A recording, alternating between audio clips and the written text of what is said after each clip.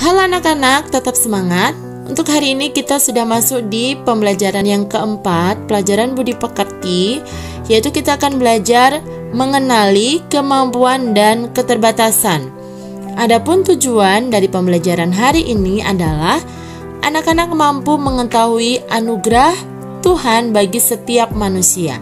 Yang kedua, anak-anak mampu mengetahui kemampuan yang dimilikinya. Yang ketiga, anak-anak mampu mengetahui keterbatasan dirinya masing-masing. Nah, anak-anak, Tuhan menganugerahkan karunia yang berbeda-beda kepada setiap orang. Karunia tersebut berupa bakat, sifat, dan kemampuan. Manusia juga dituntut untuk terus mengembangkan semua aspek dalam dirinya, misalnya kemampuannya, bakatnya, ataupun talenta yang dia milikinya. Nah, kemampuan tentu menjadi suatu kebanggaan. Di sisi lain banyak juga individu yang tidak bisa menerima keterbatasannya. Jadi, memang kemampuan itu bisa menjadi sebuah kebanggaan, tapi terkadang keterbatasan itu juga membuat individu atau kita merasa tidak terima karena tentang keterbatasan kita. Namun, kemampuan dan keterbatasan harus menjadi wujud syukur karena hal tersebut adalah dorongan kita untuk terus belajar atau untuk terus maju ya. Jadi kemampuan kita, keterbatasan kita harus selalu menjadi wujud syukur kita karena dengan hal tersebut kita akan semakin belajar. Nah, seseorang yang mampu menerima dirinya sendiri adalah seseorang yang dapat menerima kemampuan dan keterbatasannya.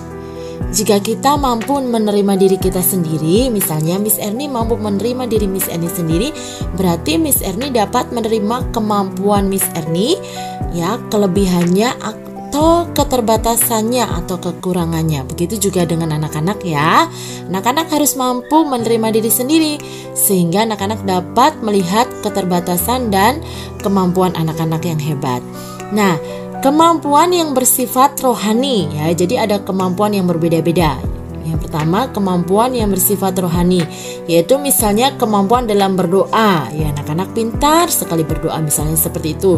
Terus kemampuan memimpin sebuah pujian, bermain musik, membawakan renungan atau bercerita tentang hal-hal rohani. Itu adalah kemampuan yang bersifat rohani.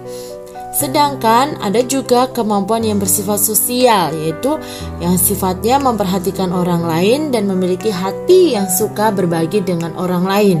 Jadi kalau kita lihat ada kemampuan-kemampuan yang lebih bersifat memperhatikan orang lain, itu adalah kemampuan yang bersifat sosial.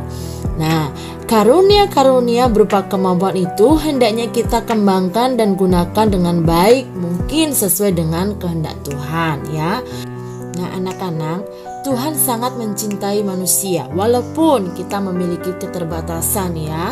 Mungkin dia lebih pintar daripada kita atau dia lebih cerdas daripada kita. Itulah sebuah keterbatasan dan kelebihan seseorang. Tetapi Tuhan sangat mencintai kita semua. Tuhan mencintai kita bukan secara umum, tetapi secara khusus. Apa itu secara khusus? Tuhan mencintai kita secara pribadi. Jadi Tuhan mencintai kekuranganmu dan kelebihanmu secara pribadi. Jadi sesungguhnya manusia adalah ciptaan Tuhan yang sangat istimewa.